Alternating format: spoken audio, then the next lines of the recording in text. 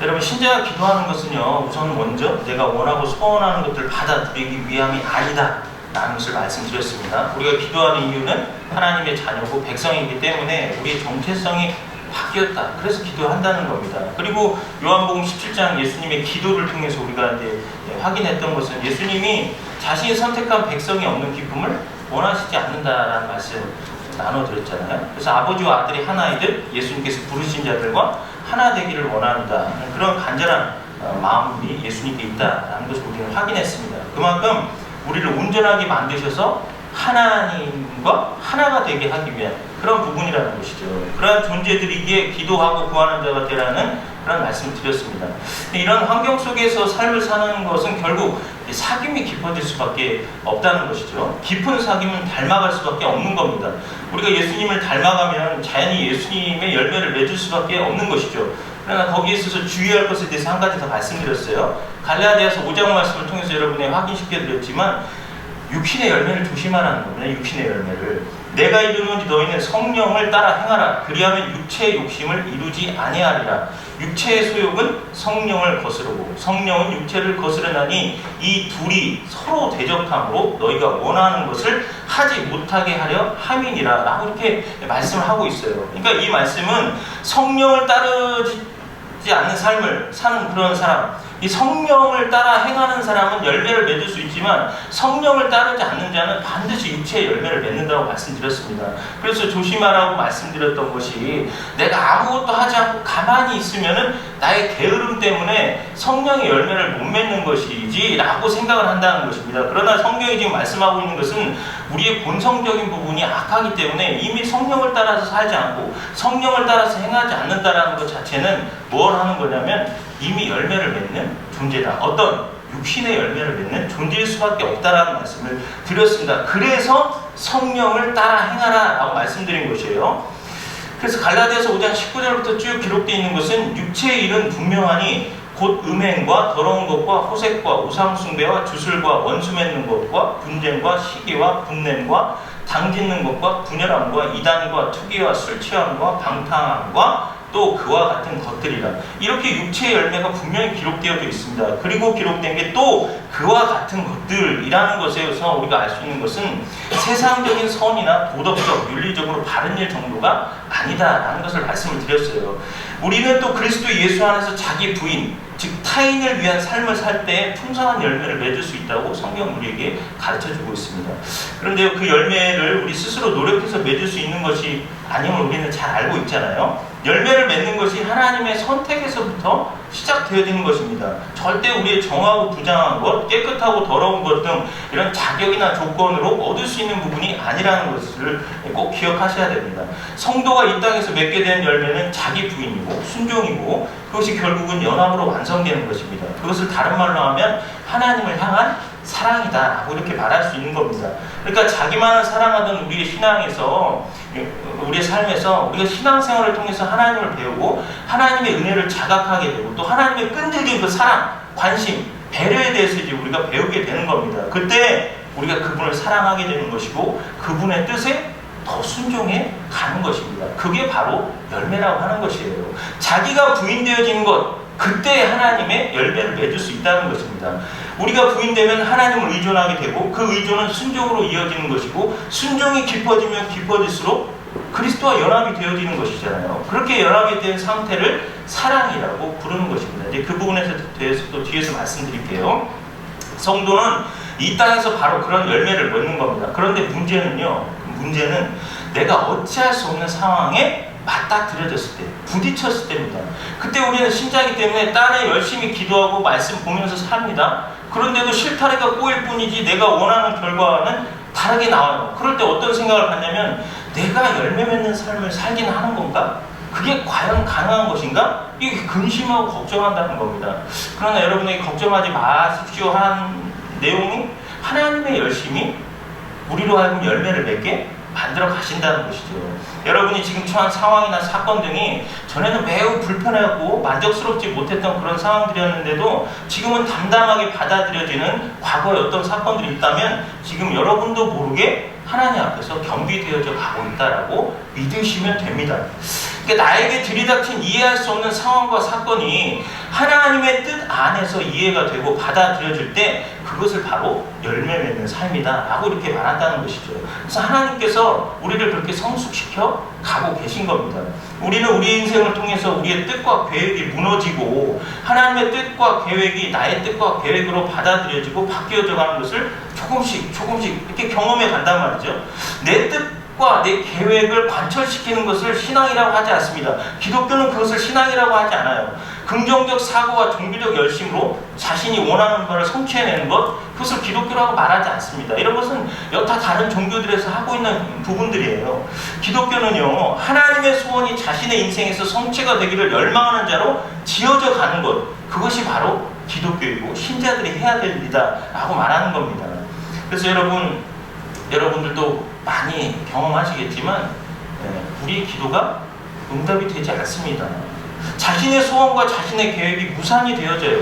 그러니까 자신의 뜻과 계획이 무산된다는 말은 반대로 얘기하면 하나님의 뜻과 계획이 성취된다는 말과 같은 것입니다. 그런 면에서 기도응답을 못 받는 것은 은혜다라고 말할 수도 있습니다.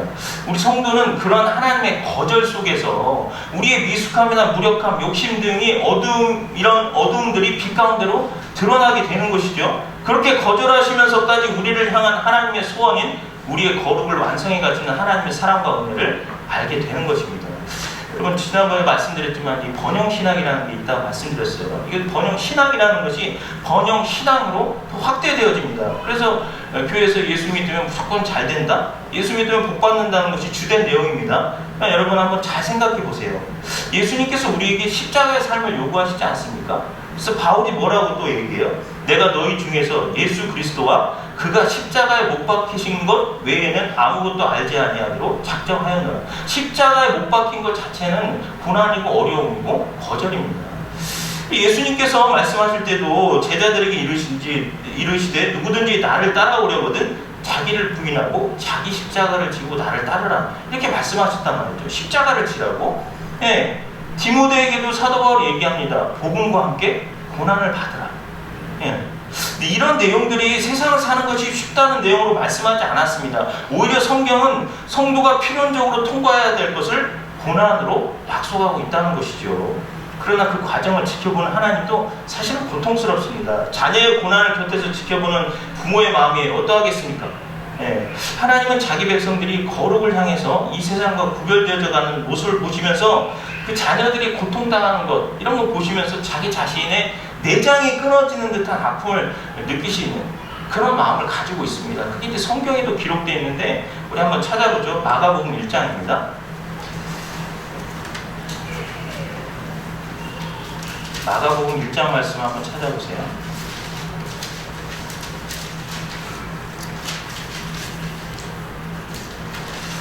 40절부터 45절까지 말씀 한번 보겠습니다. 한 나병 환자가 예수께 와서 꿇어 엎드려 간구하여 이르되 원하시면 저를 깨끗하게 하실 수 있나이다.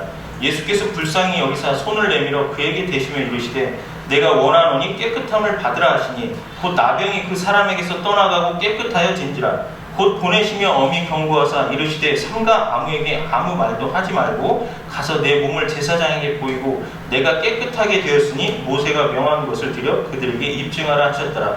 그러나 그 사람이 나가서 이 일을 많이 전파하여 널리 퍼지게 하니 그러므로 예수께서 다시는 드러나게 동네에 들어가지 못하시고 오직 바깥 한적한 곳에 계셨으나 사방에서 사람들이 그에게로 나아오더라. 아멘. 이게 여러분이 잘 아시는 것처럼 예수님께서 지금 나병 환자를 고치시는 사건입니다. 이 41절 말씀에 보면 민망 여기사라는 이 단어가 나오죠. 이 단어가 헬라어로 내장, 심장 등 감정이 거하는 것을 나타내는 말에서 유래된 그런 단어거든요. 민망히 여기사, 그 단어 말씀드린 것이에요. 헬라어 뜻으로 이게 동정심이나 불쌍히 여기는 마음을 나타내는 단어입니다. 그러니까 내장이 끊어지는 듯한 아픔이라는 단어가 바로 여기서 나오는 것인데, 왜 예수님이 내장이 끊어지는 아픔을 느끼셨을까? 이게 중요합니다. 이 당시에 나병은 저주받은 병이었잖아요. 그래서 예수님이 나병 환자이기 때문에 불쌍히 여기셨겠는가? 근데 그렇게 생각하면 모든 중증 환자들 보시고 늘 불쌍히 여기시고 아파하시고 눈물 흘리시면서 하나님이 주신 그 사역을 감당하지 못하셨을 겁니다. 아마 그리고 이 나병 환자에게도 네가 아는 모든 환자들 다 내게 데려와라 이러셨을 수도 있다는 것이죠. 근데 우리가 방금 읽은 것처럼 43절과 44절에서 확인되는 것처럼 주님은 그 사람에게 이르시기를 절대 아무에게도 그 일을 말하지 말라고 하셨어요. 추측컨대 주님은 단순히 나병이라는 질병을 앓고 있는 그 사람의 상태를 보시고 내장이 끊어지는 아픔을 느낀 것은 아닐 거예요. 예수님이 나병 환자를 보시고 민망히 여기신 것은 단순히 그가 가진 병이 너무 가혹한 병이기 때문도 아니고, 문둥병이 걸린 사람이 자기 병을 낫게 해줄 수 있는 능력 있는 예수님 앞에 와서 막무가내로 나를 고쳐주십시오 라고 이런 말을 하지 못하고 뭐라고 얘기하냐면 주님이 원하시면 이라고 조심스럽게 발을 꺼내고 있는 이 상황을 민망히 여기신 겁니다. 이게 무슨 얘기냐 이해 못하시죠? 생각해보세요 여러분. 지금 예수님 앞에선 나병 환자가 자신의 병을 고치기 위해서 얼마나 많은 노력을 했겠습니까? 기도도 간절히 했을 것이고 좋다는 명약은 다 찾아서 먹어봤을 것이고 혹시 내가 착한 일을 하지 않아서 나에게 이런 병이 생긴 것 아닌가? 하고 남몰래 선한 일을 한답시고 열심히 노력도 했을 겁니다. 그런데도 그는 여전히 나병 환자예요. 자기가 원하는 목표가 있었고 간절한 소원이 있었어요. 그래서 열심히 기도도 했고 열심히 수고를 했을 겁니다. 그런데 어때요? 소원이 이루어지지 않아요. 이때 믿음이 없는 사람은 분명히 틀림없이 하나님께 불평하고 떠날 겁니다. 그러나 창세전에 하나님에 의해 택해진 하나님의 백성들은 그 과정을 통과하면서 하나님의 주권에 대한 신념을 깨닫게 되는 겁니다. 하나님은 절대 하나님의 주권의 타이밍을 인간에게 양보하시지 않으세요. 하나님의 때에 하나님의 힘으로 하나님의 소원을 이루는 것이 하나님의 일하시는 방법입니다. 하나님의 백성은 자신의 소원이 계속해서 거절당하는 것을 그런 경험을 통해서 이것은 내가 원한다고 되어지는 것이 아니구나. 이거 하나님의 주권 아래에 있어야만 되어지는 일이고 하나님이 원하셔야 그 일이 되어지는구나 하는 것들, 그 하나님의 주권 아래로 항복해 들어가게 되는 것입니다. 무엇을 통해서? 거절. 그동안에 그가 받은 거절감, 외로움, 박탈감, 소외감, 부끄러움 이루 말할 수 없게 되는 것이죠. 예수님은 그 사람이 그렇게 살아왔을 이 모든 과정을 다 보고 계신 분이란 말이죠. 시작부터 지금 주님 앞에 나와서까지 이 모든 과정을 알고 그가 한 얘기라는 건 뭐예요? 주님이 원하시면 나를 깨끗게 하실 수 있습니다. 오늘 우리가 이 나병 환자 입장에서 한번 생각해 봤으면 좋겠는데요. 꼭 나병, 이 문둥병이라는 질병으로만이 아니라 가난이라는 나병, 질병이라는 나병, 약함이라는 나병 이렇게 생각을 하셔야 된단 말입니다.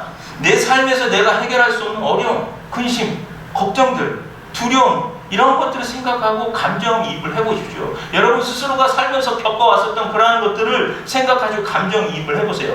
이러한 중병을 앓고 있는 이가 예수님을 만나서 주님 저 좀 고쳐주십시오. 제 문제 좀 해결해주세요 라고 소원을 말한다고 해서 누가 나무랄 사람 아무도 없습니다. 여러분 여기 37절 말씀 보시면 모든 사람이 주님을 찾습니다. 근데 그 사람들 주님께서 다 고쳐주세요. 그 사람들도 어떻게 했냔 말이에요. 내 지금 중병, 지금 내가 겪고 있는 것이 가장 힘들고 어렵기 때문에 다른 것들을 돌아보지 않고 지금 나의 문제가 해결되기 위해서 주님 앞에 나와서 고쳐달라고 치료해달라고 얘기하니까 예수님이 다 고쳐주시고 치료해준단 말이에요. 근데 왜 이 사람에게만 유독 주목하냔 말입니다. 왜? 이 사람도 그렇게 말할 수 있는 사람임에도 불구하고 마치 예수님이 누구이신지를 아는 자처럼 당당함이 아닌 불쌍히 여겨달라고, 내가 주님께 고쳐달라고 할 만한 것이 없는 그런 존재임을 아는 자에게 국률만은 구하는 모습으로 주님이 원하시면 이라고 말하면서 지금 당장 자신의 소원의 주체 자리를 예수님께, 주님께 내어드리고 있는 겁니다. 여러분 여기서 우리는 중요한 사실을 확인하게 되는데요. 그렇게 하나님의 백성은 이런 믿음의 여정, 즉 광야를 통과하면서 아주 당연한 것 같은 소원도 이게 과연 하나님이 원하시는 것일까? 라는 것을 고민하는 자로 지어져 가고 만들어져 간다는 사실입니다. 무조건 보좌를 흔들어서 자신의 소원을 성취해내는 자가 아니라는 것이에요. 우리의 부르심이 여기에 있다는 겁니다. 여러분이 시편 105편 한번 찾아보겠습니다. 시편 105편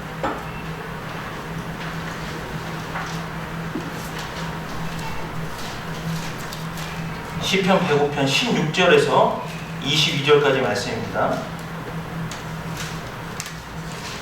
그가 또 그 땅에 기근이 들게 하사 그들이 의지하고 있는 양식을 다 끊으셨도다. 그가 한 사람을 앞서 보내셨으며 요셉이 종으로 팔렸도다.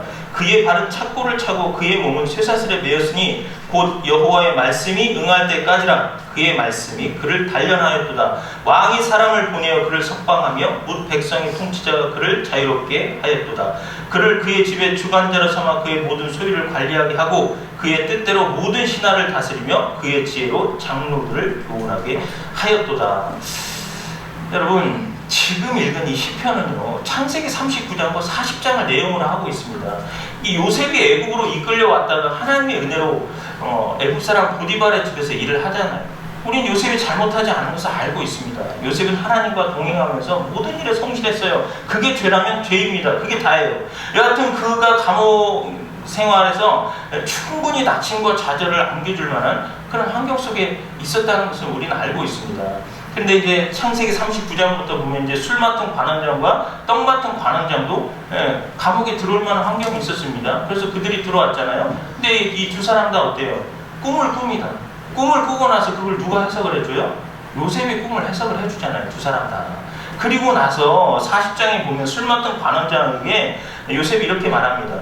당신이 잘 되시거든 나를 생각하고 내게 은혜를 베풀어서 내 사정을 바로에게 아뢰어 이 집에서 나를 건져주소서. 나는 히브리 땅에서 끌려온 자요 여기서도 옥에 갇힐 일은 행하지 아니하였나이다.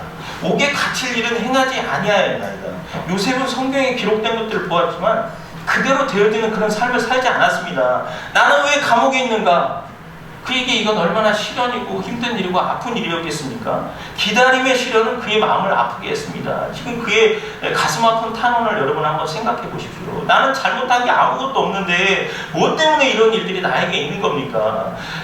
아시는 것처럼 요셉이 술 맡은 관원장의 꿈을 해석했고 그는 바로 석방이 되죠. 그리고 그의 직책을 되찾습니다. 요셉은 하나님의 사람이었고 죄와 타협하지 않았기 때문에 간음을 저지르지 않았기 때문에 감옥에 있었는데 초췌해져 가고 있는 그 상의 술 관원이 석방되는 것을 보잖아요. 이 사람은 바로 앞에 서서 바로를 움직일 수 있었던 그런 상황까지 자기의 직분이 회복된 사람입니다. 그런데 여러분 어때요? 결과적으로 자기의 꿈을 해석해준 요셉을 기억지 못하고 바로 잊어버립니다. 바로.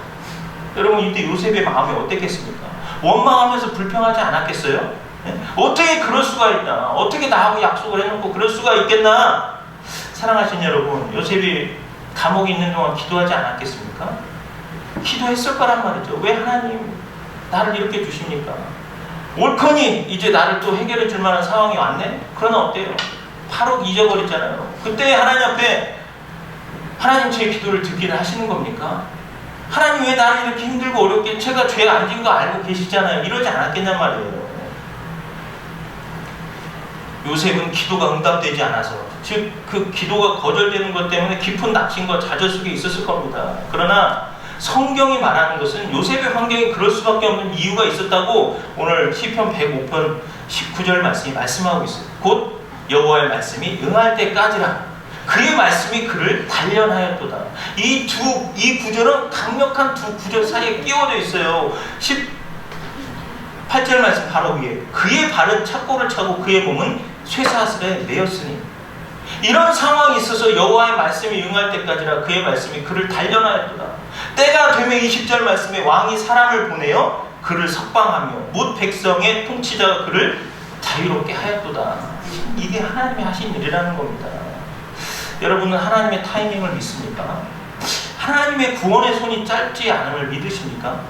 만약 믿지 않는다면 우리의 나머지 인생 내내 기도 응답에 대해서 혼동할 수밖에 없는 겁니다. 여러분, 우리는 하나님의 시간을 믿어야 됩니다.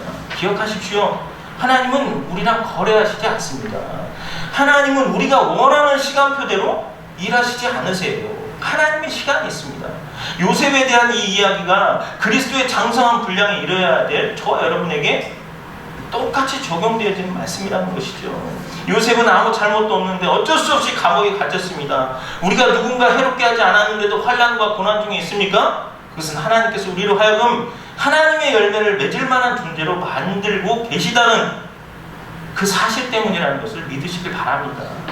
여호와의 말씀이 응할 때까지 우리는 고통스럽고 어렵고 힘든 과정을 보낼 겁니다. 하나님의 구원이 올 때까지 주님의 말씀이 우리를 단련하실 겁니다. 신자들이 힘든 이유는 그것이에요. 오늘 우리는 예수 그리스도 안에서 십자가 죽음을 경험해야 됩니다. 십자가를 통과해야 하는 삶의 과정을 하나님께서 예비해 두셨다는 것을 아셔야 됩니다. 당신이 잘 되시거든 나를 생각하고 내게 은혜를 베풀어서 내 사정을 바로에게 아뢰어 이 집에서 나를 건져 주소서. 바로를 보면요, 저에 대해 말씀해 주십시오. 나는 옥에 갇힐 일을 아무것도 하지 않았습니다. 이렇게 말씀해 주십시오. 어떤 사람은 요셉의 믿음이 어디 있냐고 말할지도 모릅니다. 이 사람은 하나님과 아주 친밀했고 비밀과 꿈을 해석할 수 있었고 주님과 친밀한 연합 가운데 있었던 사람입니다. 요셉은 왜 평안하지 못했는가? 요셉은 왜 믿음 위에 서지 못했는가? 왜 이렇게 절규하는가? 요셉은 왜 사람을 의지하는가? 라고 말할 수도 있습니다. 그러나 성경이 우리에게 말씀해주고 있는 것은 그 시간은 요셉이 하나님의 말씀으로 단련되어지고 있는 그런 시간이었다는 것이죠. 여러분은 성경을 읽고 기도하고 말씀을 전달할 수 있습니다. 하지만 그 말씀이 여러분의 삶에서 시험받기까지 생명의 열매를 맺지는 못합니다. 십자가 고난으로 연단받아야 되고 그렇지 않으면 죽은 말씀들일 뿐이에요. 젊은 신앙인들은 자원하는 심령을 갖게 해달라고 기도하십시오. 하늘에 속한 열매를 맺을 수 있게 해달라고 구하십시오. 신앙생활 오래 했다고 말씀 조금 안다고 이것은 아무 의미가 없습니다. 십자가로 연단받은 자에게 생명의 열매를 맺게 하시는 겁니다. 여전히 자아가 강하고 여전히 자기 중심적이라면 죽을 때까지 그게 교회 다니는 것이 예수님을 따르는 신앙이 아니라는 겁니다. 물론 우리는 여전히 연약할 수 있어요. 그러나 우리는 열매 맺는 삶을 위해서 우리의 삶의 주권을 오늘 나병 환자처럼 드려야 됩니다. 요셉처럼 말씀이 응하기까지 단련되어져야 돼요. 우리는 하나님이 기뻐하시는 열매를 맺는 것과 예수님의 이름으로 기도하여 아버지께 무엇을 구하든지 다 받는 자가 되어야 하는 면에서 나의 치료의 거절, 나의 기도의 거절, 나의 소원하는 것들이 거절되어져야 돼요. 그때 우리는 자아가 죽게 되고 예수 그리스도 중심의 삶을 살게 될 것입니다. 여러분, 눈물의 선지자 예레미야도요, 우리하고 똑같은 상황에 직면해 있을 때가 많습니다. 특히 또 예레미야가 3장 말씀에 보면 예레미야가 기도했지만 역사하지 않는 것에 대해서 그는 불평합니다. 예레미야가 2장을 보시면 쭉 불평하는 내용이 3장까지 이어집니다. 그러나 결국 믿음으로 다음 고백을 합니다. 여호와의 인자와 긍휼이 무궁하심으로 우리가 진멸되지 아니함이니이다. 이것들이 아침마다 새로우니 주의 성실하심이 크시도소이다. 내 심령에 이르기를 여호와는 나의 기업이시니 그러므로 내가 그를 바라리라 하도다. 기다리는 자들에게 구하는 영혼들에게 여호와는 선하시도다. 사람이 여호와의 구원을 바라고 잠잠히 기다림이 좋도다. 예레미야는 믿음의 자리를 나와서 이런 고백을 합니다. 기다리는 자들에게나 구하는 영혼들에게 여호와는 선하시도다. 사람이 여호와의 구원을 바라고 잠잠히 기다림이 좋도다. 하박국도 마찬가지예요. 그가 무화과 나무잎이 마르고 포도 열매가 없어도 난 여호와로 즐거워하겠다 이런 고백을 하잖아요. 이 역시도 거절을 통해서 하나님의 뜻을 발견하고 하나님의 뜻을 구하는 자가 되었다는 것이죠. 당연히 우리도 예외는 없습니다. 사랑하신 여러분, 하나님께서 여러분의 삶에서 허락하신 모든 것에는 목적이 있습니다.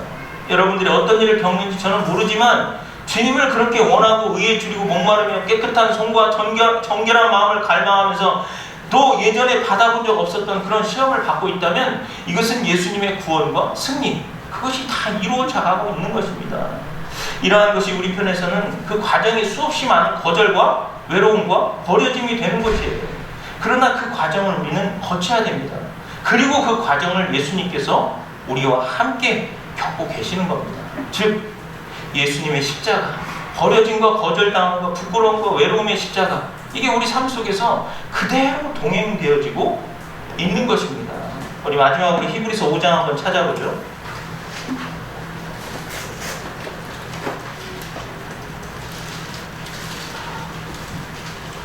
히브리서 5장 7절부터 9절까지 말씀입니다. 그는 육체에 계실 때 자기를 죽음에서 능히 구원하실 이에게 심한 통곡과 눈물로 간구와 소원을 올렸고 그의 경건하심으로 말미암아 들으심을 얻었느니라. 그가 아들이시면서도 받으신 고난으로 순종함을 배워서 온전하게 되셨은즉 자기에게 순종하는 모든 자에게 영원한 구원의 근원이 되시고. 아멘. 하나님이신 예수님께서도 육체를 입고 계실 때는 우리 편에서 볼 때 심한 통곡과 눈물의 강구를 드렸으나 거절을 통해서 고난으로 순종함을 배우셨도다 라고 지금 말씀하고 있잖아요. 이 모든 일은 저와 여러분을 위해서 행하시고 고난 받으신 겁니다. 이렇게 우리 각 사람을 위해서 예수님께서 죽으셨다는 사실을 여러분 기억하십시오.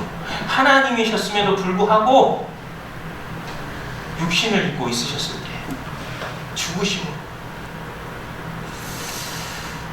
성도가 신앙생활을 통하여 하나님을 배우고 그분의 크심을 성령의 조명으로 깨달아 알게 되면요, 자신의 나약함과 불가능함과 추악함을 깨닫게 되고, 그러면 당연한 요청조차도 더 이상 하지 못하는 그런 자가 되는 것입니다. 성숙한 성도는 너무나도 당연한 소원, 너무나도 당연한 강구가 있는 것에 대해서도 기대하지 않고 바라지 않는 것입니다. 소원의 주체가 바뀌는 것이죠.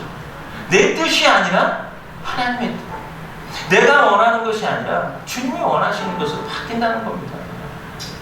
하나님께서 내 생을 향하여 소원을 하시지 않는 한 나에게는 아무것도 이루어지지 않는구나. 그런데 하나님의 선택, 예수 그리스도에게 부름받은 자들에게 있는 일이다 하는 겁니다. 하나님을 자신의 삶의 주체로 삼고 자신은 객체로 내려앉는 것, 이러한 일을 바로 또 순종이라고 이야기하는 겁니다. 하나님 앞에 순종하는 사람은 자기를 드러내지 않습니다. 다른 사람 위에도 군림하지 않습니다. 내가 원하는 대로 다른 사람을 움직이려고 하지 않습니다. 뭐 때문에요? 열매를 위해서. 그래서 섬길 뿐이라는 겁니다. 요한복음 13장 20절 말씀을 기억하십니까? 내가 진실로 진실로 너희에게 이르노니 내가 보낸 자를 영접하는 자는 나를 영접하는 것이요 나를 영접하는 자는 나를 보내신 이를 영접하는 것이니라.